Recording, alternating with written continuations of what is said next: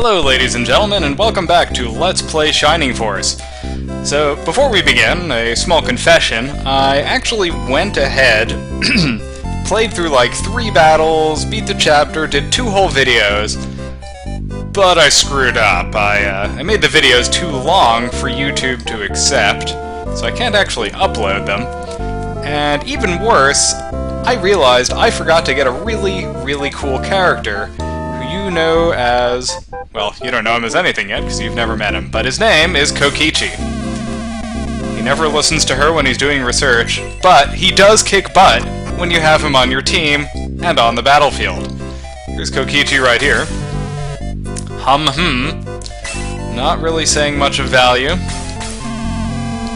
but if you can recruit him, he's much more valuable than that little bit of dialogue would lead you to believe. He's such a grumpy old coot. New in town, eh? Go out back and I'll show you my latest invention! I love his character portrait. He's such a steampunk character.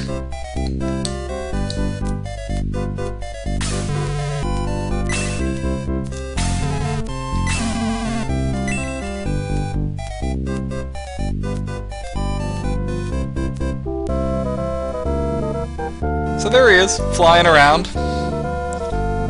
All's going well. And then he crashes.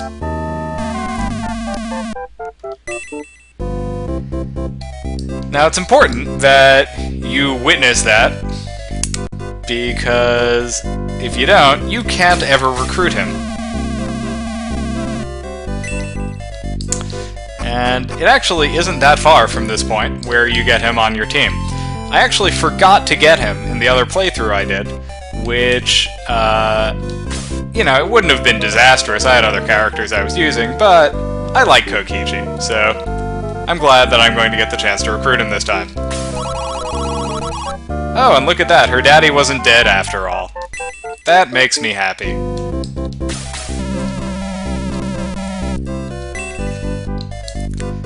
See? Everyone's happy. Everything works out when Buffont's on the scene.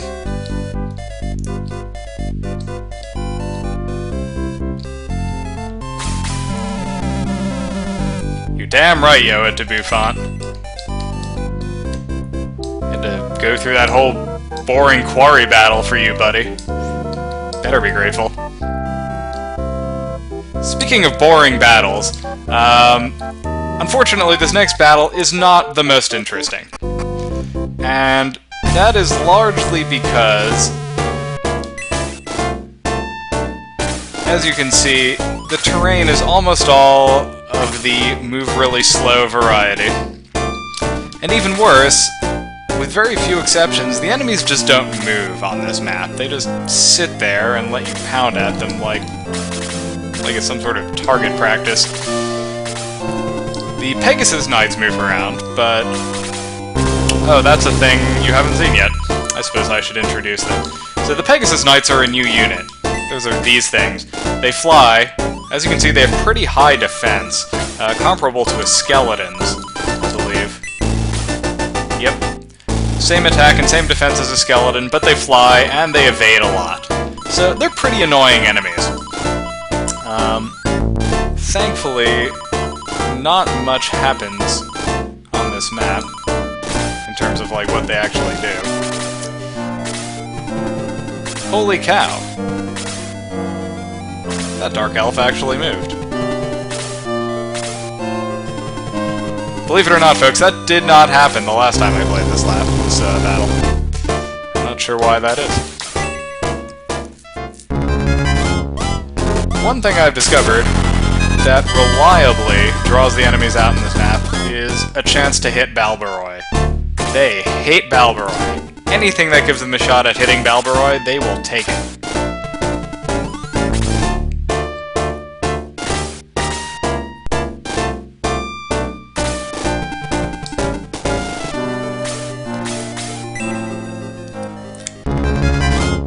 So depressing. I had May up to level 10, or even 11, I think.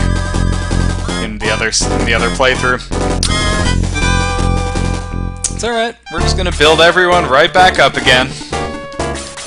Because that is what we do in Shining Force. Build everyone up. Buttercup.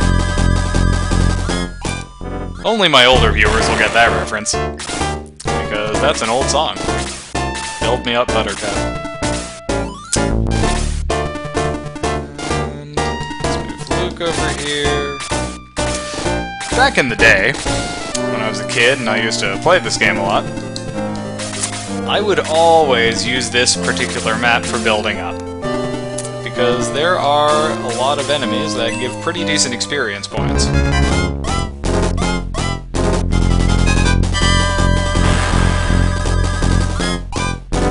And also I just really like Xylo's attack animation. It just looks so cool. The way he just kind of leaps into the air, off the screen, then just lands claw first into an enemy. It just looks awesome. Now, I'm taking a risk with Henri here, but I'm pretty sure those skeletons aren't going to move. Unless the game was just messing with me last time. Maybe Shining Force knew that I would be replaying this battle, with the expectation that no one would move, and that it could then go and kill my mages with impunity.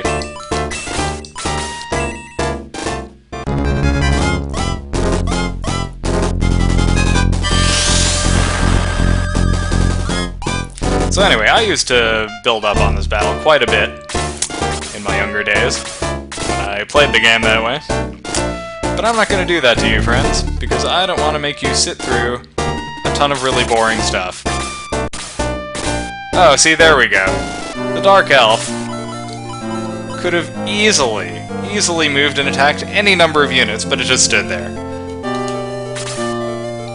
That is what this particular battle's AI is set up the enemies to do. They just sit there. And unless they are right next to someone they can hit, they're just not even gonna try. It makes for a pretty dull battle, unfortunately. I'm not gonna sugarcoat it. It just isn't that interesting.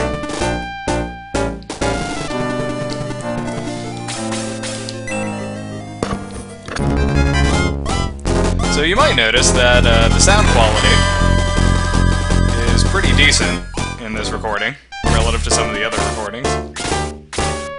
Really? You're just gonna run away, Archer? Okay.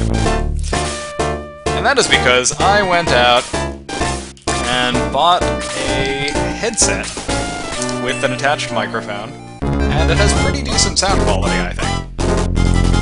What's more, it allows me to be heard much more loudly than my higher quality mic. I'm not quite sure why that is. I think it has something to do with preventing distortion. Because you don't want the levels to be too high when you're recording, but this is a Let's Play, so who really cares? And here comes the skeleton, trying to attack May. And May suffers a whole 1 point of damage. Further evidence of enemy decay.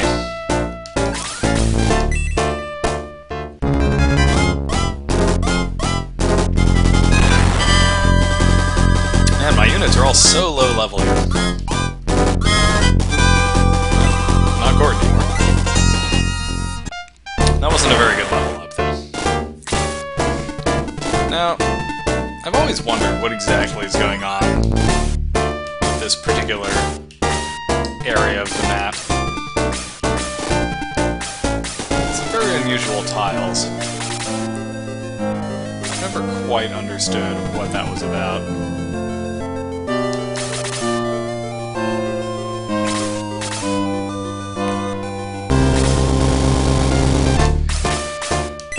And here's Xylo to finish off that Dark Elf with his awesome attack animation.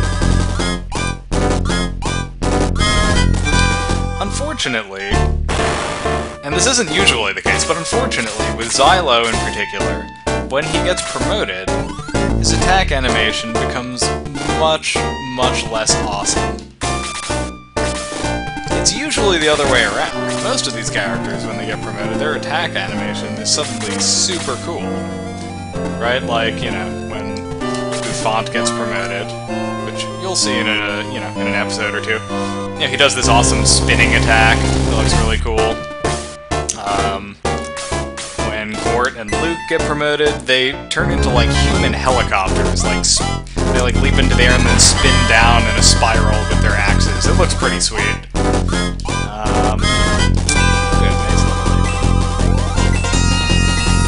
nice little level up there. When Gong levels up, he actually gets a really, really cool looking attack. Like he like flings a shockwave at the enemies almost. Everyone gets a cooler looking attack, except Xylo. I don't want to spoil it, because you're going to see it sooner or later, but it just doesn't look nearly as cool as him just jumping skyward and then leaping down claw first off the top of the screen. He just doesn't have anything that can compare. And it doesn't change the game, really, but it still makes me a little sad.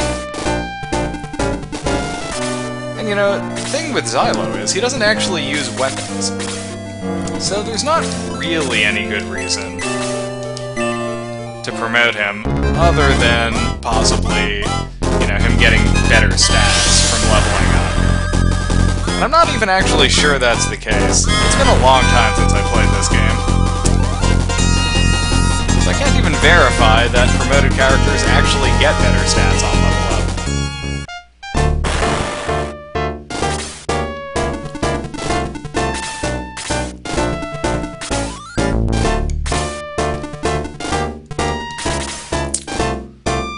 Yeah, Balbaroy, you're not gonna find anything down there. What are you doing? I like talking to him as if I wasn't the one to send him down there. Look at Xylo, he's a beast.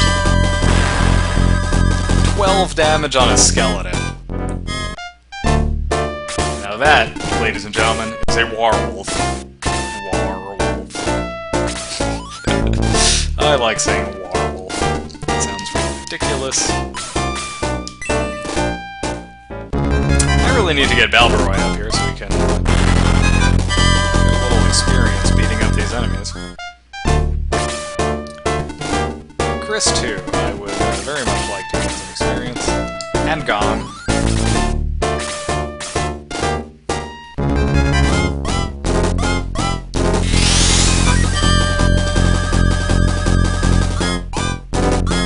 It's so ridiculous, like, it's almost completely pointless having a battle where the enemies just stand still.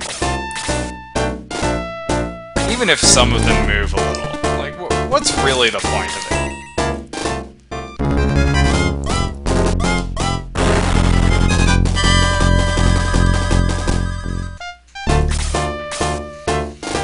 There needs to be some challenge in proceedings. You can't just have a battle where the enemies just stand there. That's just ridiculous. Much less battles where the enemies just stand there and heal themselves. Why not just give everyone bonus experience and be done with it?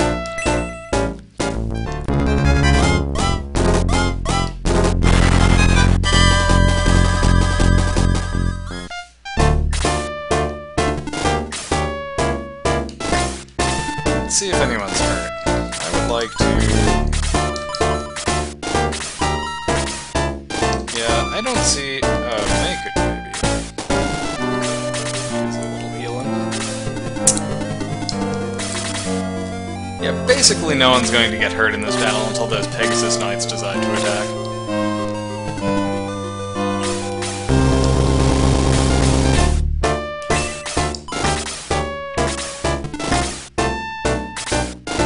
That could take a while. Also, as you can see, my units are not moving very far at all right now.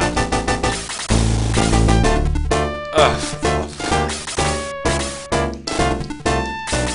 It's just Xylo is a pleasant exception, simply because he is such a beast.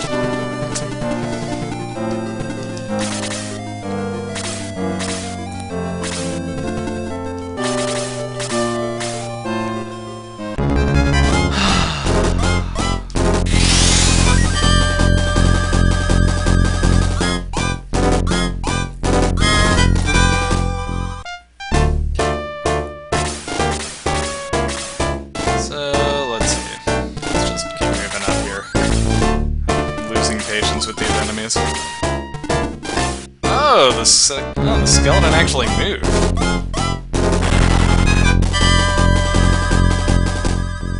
Holy cow. Well, maybe I should leave him there, since I don't want the skeletons beating up on Dow or Chris. Ho-ho! Deadly attack indeed.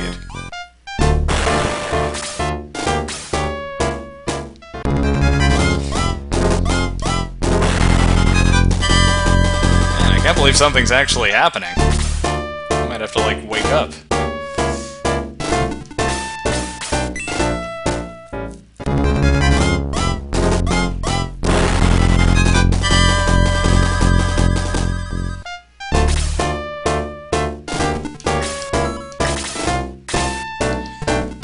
I'll give Chris the pleasure of finishing off the skeleton.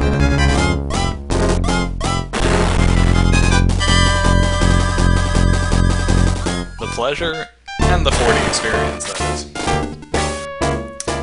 And the Dark Priest is attacking Ken. Interesting choice. As you can see, Ken's piss-poor defense doesn't do much to hold up against that assault. But it's better than nothing. If he had no defense at all, I probably would have killed him. No, I never gave Dow a power staff, did I? Oh well. And Balbaroy, of course, drawing the Pegasus Knights, who loathe him with every fiber of their being. Interestingly, the Pegasus Knights aren't really Pegasi, they're more like centaurs with wings. Although even there, I'm not entirely sure, because it looks like they kind of have horse faces.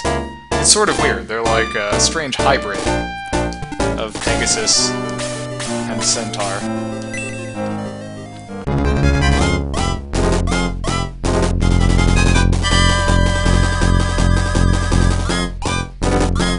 Oh, God. Pegasus Knights are basically like armored giant bats. Armored giant bats that can't put you to sleep. So they're not as annoying as that sounds, but they're pretty close. Because they do evade quite a lot. And evasion? Pretty annoying. I am not a fan.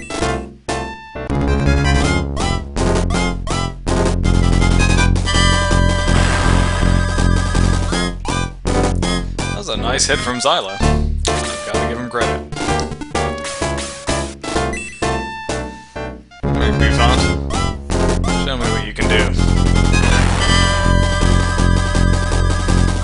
The answer? Not much. No.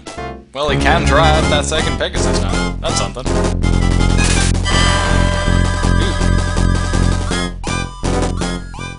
That was pretty nasty, game.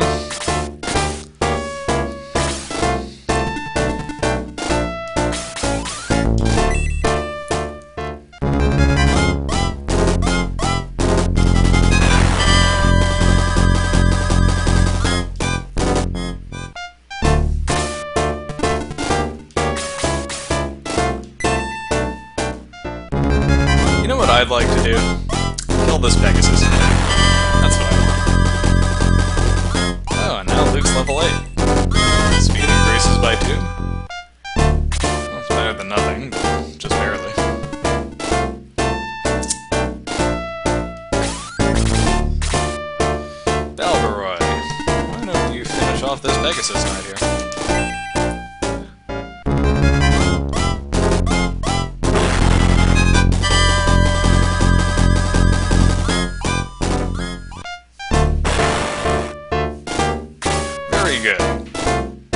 kind of Pegasus Knight I like better than a dead Pegasus Knight.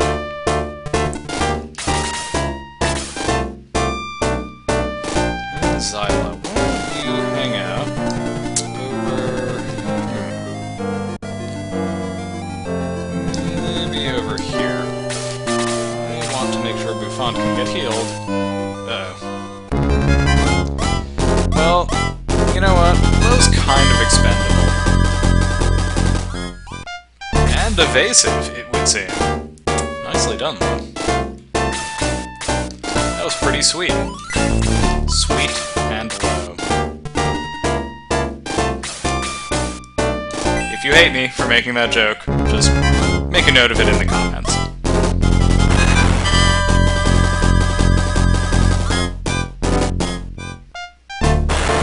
There's Omri. Whacking the dickens out of that poor Dark Priest. Didn't even know what hit him.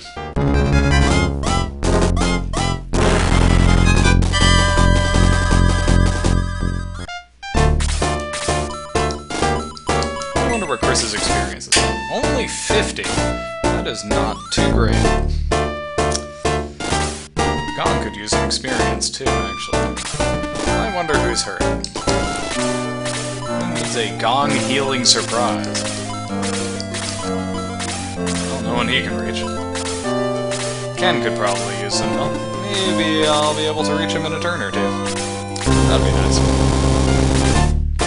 Meanwhile, those two Pegasus Knights are just hanging out in the very farthest corner of the map for no good reason, just to irritate me. I'm not a fan. Alright, Lo, why don't you get out of there? You're not really doing much good in that spot.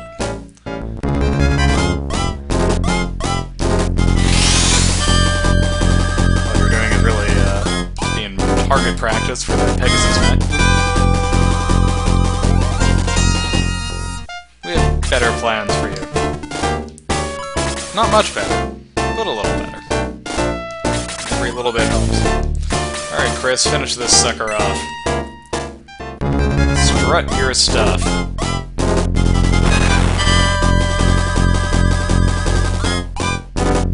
Nice, nice, nice.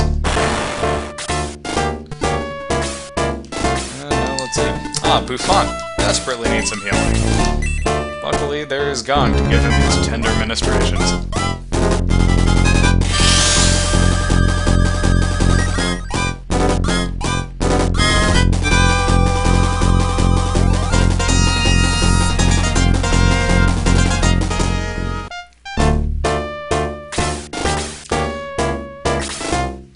Days, when I release a turn-based multiplayer tactical game, I am going to see if I can get people to record their matches against each other. And I want to see people start commentating multiplayer matches, a bit like what you see in StarCraft 2. I think that would be absolutely awesome. I'm going to make a confession here. I'm a huge fan of Husky StarCraft. You may have seen some of his work on YouTube. He just brings so much personality to the matches, which I really like. And you can just feel his excitement, you know? I wish that turn-based tactics had something like that going for it. I understand it's not as fast-paced. You're not going to be freaking out over the micromanagement, because there is no micromanagement. Or, alternately, you could just say everything is micromanagement.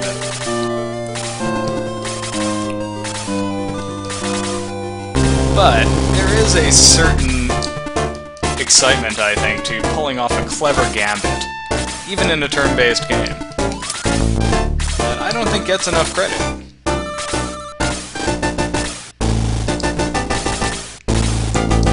Like that time when we were in Alterone, and I managed to save Gort's sorry butt by hiding him out in an abandoned building. I thought that was pretty clever.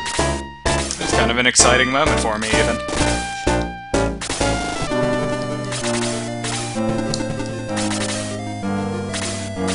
this particular battle's not super exciting. But, in fairness, I did warn you about that in advance.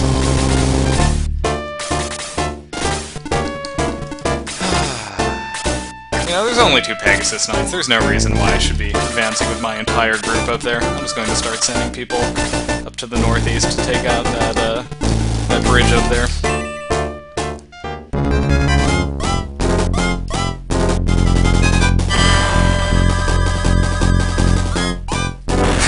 Oh! The Warwolf strikes again! And now Xylo's level 10. Very nice. Level 10, ladies and gentlemen, means you can start promoting your characters. Well, at least it means you can start promoting the ones who are level 10. However, as discussed earlier, Xylo looks kinda stupid when he's promoted, and therefore I probably won't be promoting him, at least for a little while.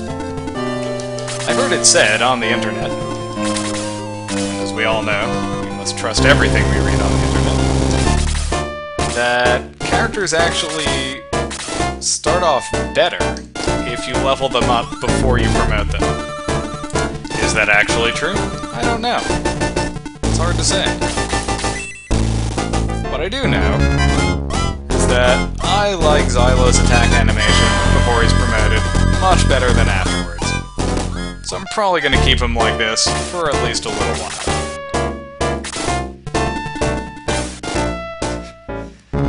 Oh, Pegasus Knight, you're not gonna kill Bustoke.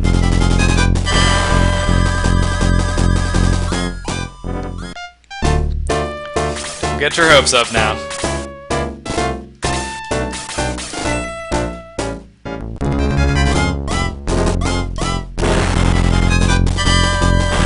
Oh, and a double attack from Bustoke takes down the Pegasus Knight. Very nice indeed. Bustoke is level 9. Speed increases by 1, hit points increase by 2, and magic points increase by 1. Interestingly, Bustoke, I think, can eventually learn a spell, but you have to level him up a lot before that happens. And speaking personally, I just don't have the patience for that. Frankly, I'm not even sure I could pull it off in this particular play session, simply because I'm not going to be playing any battle more than once, which makes that sort of grinding nearly impossible. So, the point is, all those magic points that Bustoke's been gaining don't really do anything, because the only spell he has that he can cast is Egress. And once you cast Egress, you're taken out of the battle, at which point all of your magic points return anyway.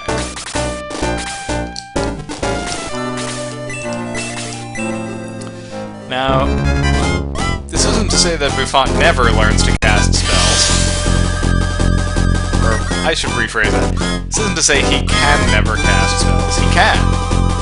But most of his spellcasting throughout the game is done with the aid of magical items. I haven't really talked about this yet because we haven't run into any magical items. Well, that's not even true, actually. I do have magical items that my characters can use. I just haven't bothered to use them. And here's why. When you use a magical item, there is always a chance of it breaking. Ooh, Balbaroy. Put it on the big boy pants. Not really gaining much from his level up. But still, impressed. That was a hefty blow from the little bird man. Alright, so I'll show you. Because Ken happens to have one of these items. The Power Ring. Let's use the Power Ring on Bustoke. Some magical items, when you use them, have a spell effect. So, the Power Ring, when you use it, casts Boost. You cast Boost, which dramatically increases a unit's attack for a short time. However, you probably noticed that description there, where it said, "But smoke rises from the power ring." What that means is, if he uses it one more time, it's going to be destroyed. And I really don't want that to happen. So I'm not going to use it again for the rest of this battle. You might have noticed when you go to weapons dealers that you have an option on the menu. It gives you the option to repair. You've never seen me take it because there's never been anything to repair up to this point. But I'm going to have to repair the power ring now, because otherwise I won't be able to use it again without it breaking. Anyway, this has all been a very long and convoluted discussion. And really the only point I wanted to make about it is that Buffant gets magical items that allow him to cast spells. And what's more, these particular magical items cannot break. So he can cast spells as many times as he wants. More so even than a mage could. And that's pretty awesome. But, again, because it doesn't take magic points, there is really no reason why it's useful for him to be gaining magic points. And that was really the only point I wanted to make. I just took 10 minutes to make it, that's all.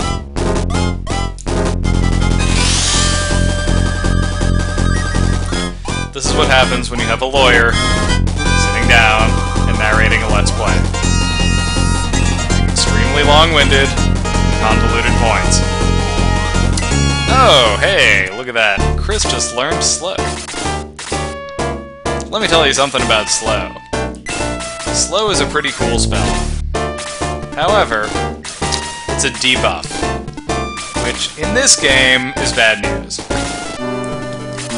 Why is that Dark Priest not healing that Lizard Man? I want that Lizard Man nice and healed.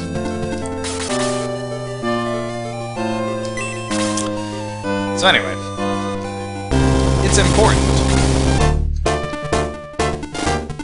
At least in this game.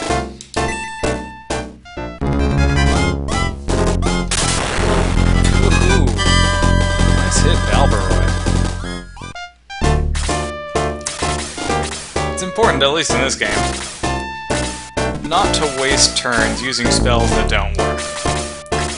And unfortunately, debuffs almost never work.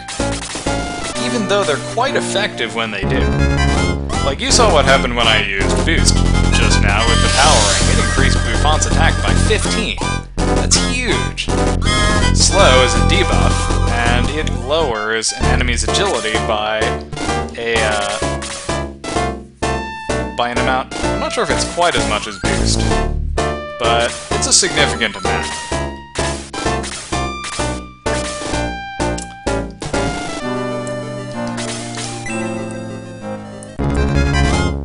Such a significant amount, in fact, that they apparently felt the need to balance it out by having it just basically never work. I disagree with that decision, because it renders the spell almost useless. The only time you're going to have an opportunity to do it is when you basically don't need to worry about wasting a turn. And any time when you don't need to worry about wasting a turn, you're probably doing well enough in the battle where you don't need to be debuffing enemies.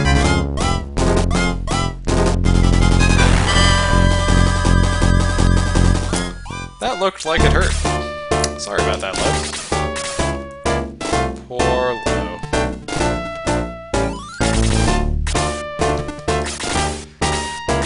Now the reason I'm taking such a long time here is I want to get Gong up there. Because he really needs to level up a bit. And if there's anything that's good for leveling up, it's a Dark Priest. Because they can just sit there and heal themselves till the cows come home. I don't really know why the cows aren't home to begin with. I don't know where they went. But someday they're coming back. And until that day comes, we're gonna have Gong level up a little. Hey, Lo just leveled up. A nice little attack increase there, too.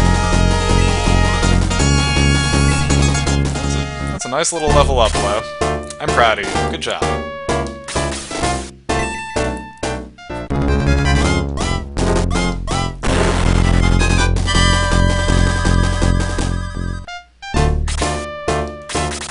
I'm so proud of my Shining Force.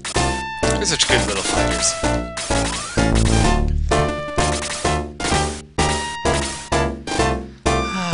Okay, let's see. Yeah, Chris, why don't you whack that lizard man? Why not?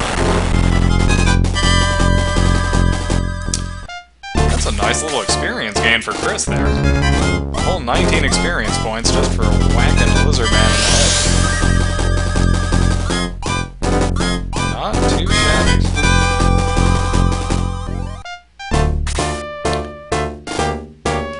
Let's see what Chris's defense is. 8. Ooh, that's pretty bad. And Low? Low's is even worse. What that means is Chris will survive an attack by that lizard man. Well, unless he gets a critical hit, in which case it's goodbye, Chris. Oh, she gets to go again. Hey, why not?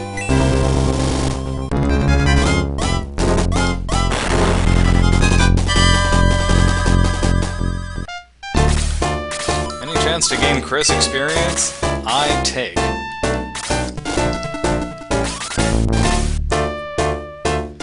Let's see, where's Gong at? Oh, Gong is so close to a next level. We simply must let him level up again. We have no choice. It must be done. One reason I'm particularly keen to level up Gong is he's going to get Cure 2, or Heal 2, rather, pretty soon. I can't recall if it's with the next level or with the one after that, but Heal level 2 makes a healer so much more useful.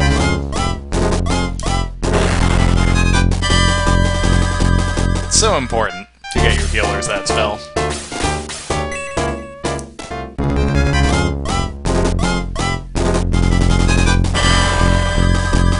And there's Gong, punching a lizard man. As you can see, his attack is actually lower than Chris's right now.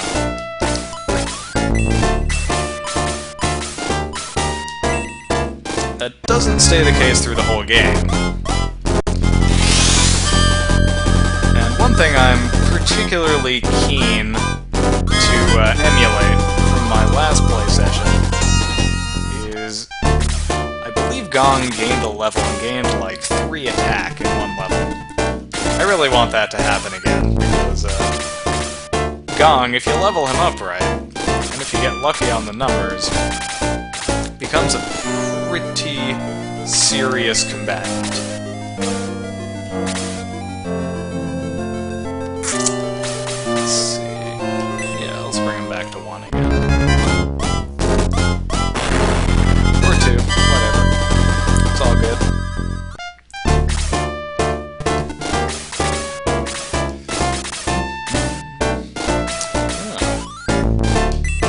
Opportunity for Gong to level up.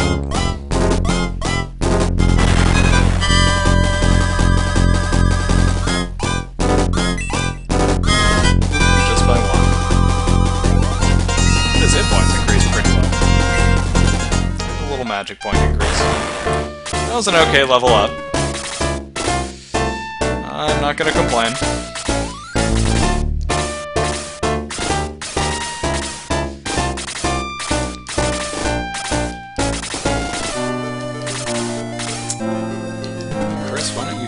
Gong. Gong, why don't you go beat up on that Dark Priest?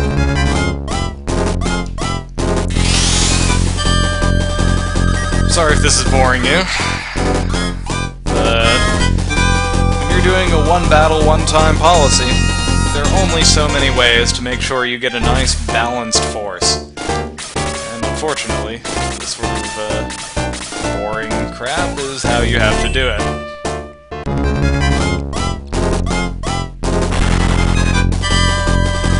I suppose I could simply dump Gong by the wayside and just use Low and Chris for the rest of the game, but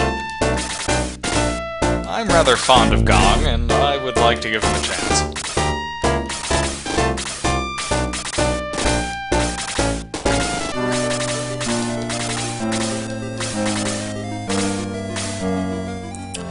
This Dark Priest, on the other hand, would not like to give Gong a chance. He would like to give Gong a concussion.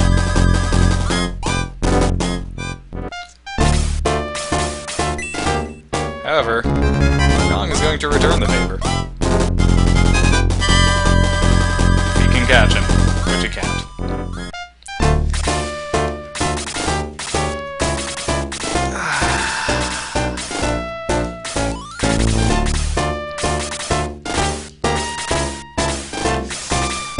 Man, you guys remember that time we beat up a bunch of evil puppets in a circus?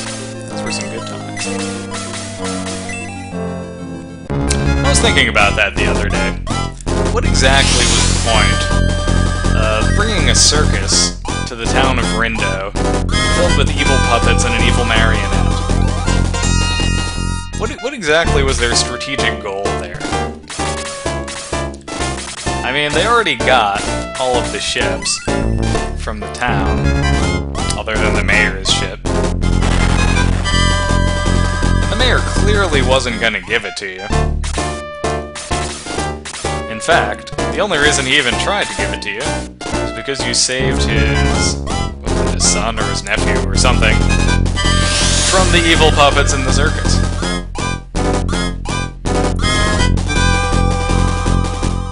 I just don't see what Runefaust was thinking with that. It's just kind of a bizarre thing to do. It's like, hey, we have this town that's totally cooperating with us, putting on plays about how awesome we are. I know. Let's send a circus into their town with evil maniacal puppets with ice magic that can kill them.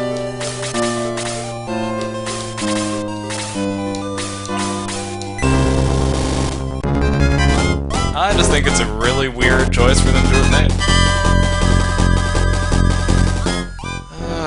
Dark Priest. Why are you doing this to me?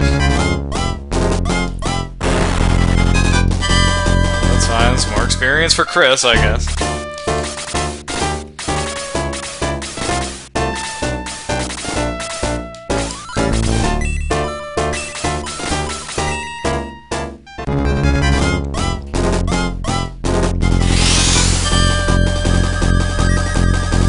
I mean, if Runefaust was really that intent on making sure that the Shining Force could not pursue them via boat, surely there were better ways to go about it than just sticking a circus in town with evil puppets in it.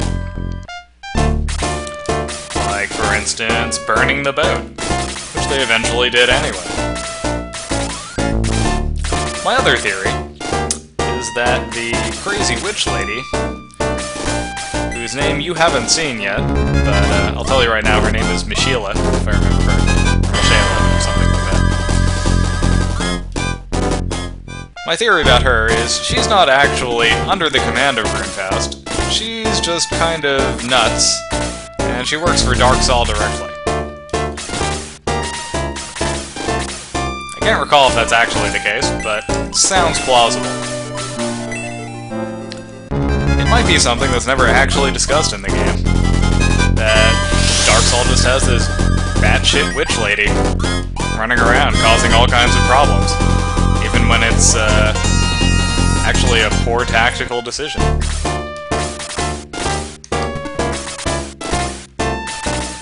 And also, she has a really bad dodge jump.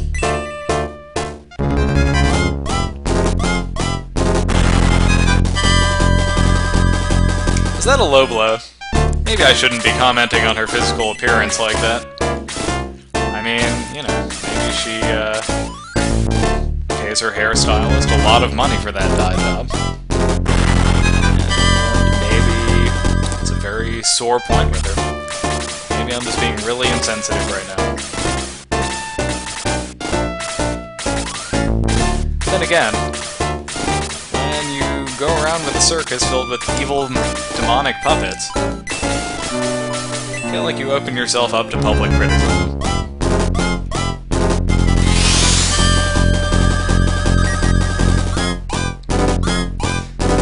That's it for Chris's magic reserves. But it's enough to get her to level 9. Very nice.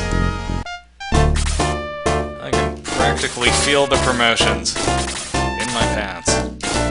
And in my heart. Which is where it counts for me, I think. We'll see.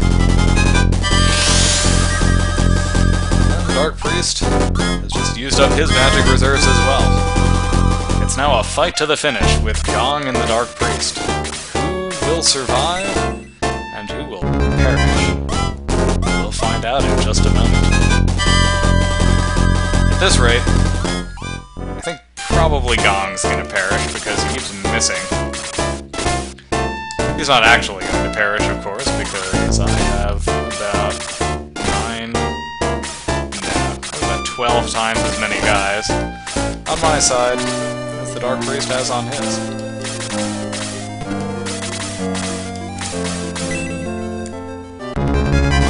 I can do that.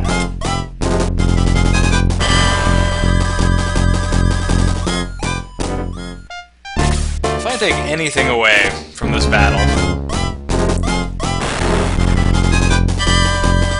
it's that the people who designed this game did not play their own battles all that much. Because this is a really dull battle. Mind you, I'm not helping. But there wasn't too much to work with here to begin with. Let's be honest. And that Dark Priest is really gunning for Gong. It sounds like some sort of generalized expression, doesn't it? Gunning for Gong. Seems like it should mean something other than its literal meaning that I'm using it for.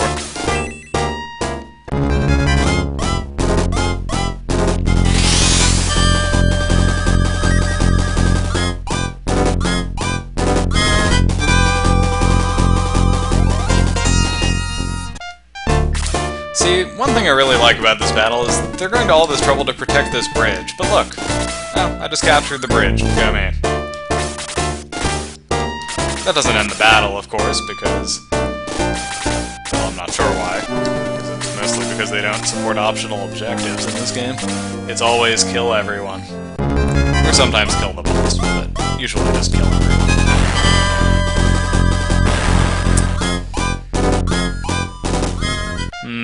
Coming down to the wire here. Who will survive?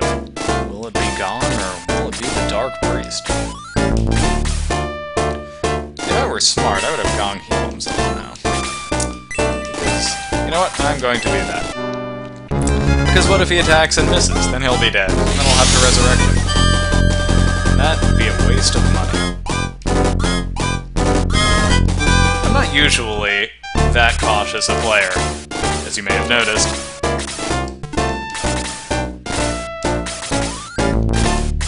And sometimes that gets me into trouble.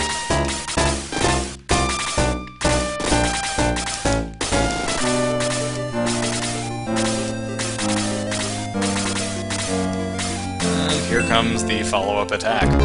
Hopefully this should finish off the Dark Priest. And it does. Nice punch there, Gong. Good arm.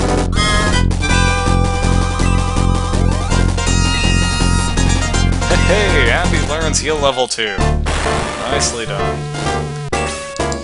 Alright, well that's all we have time for this time, folks.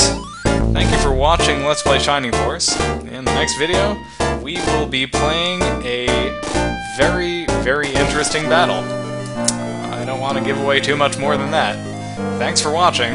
I know I've had fun playing. I'll see you next time.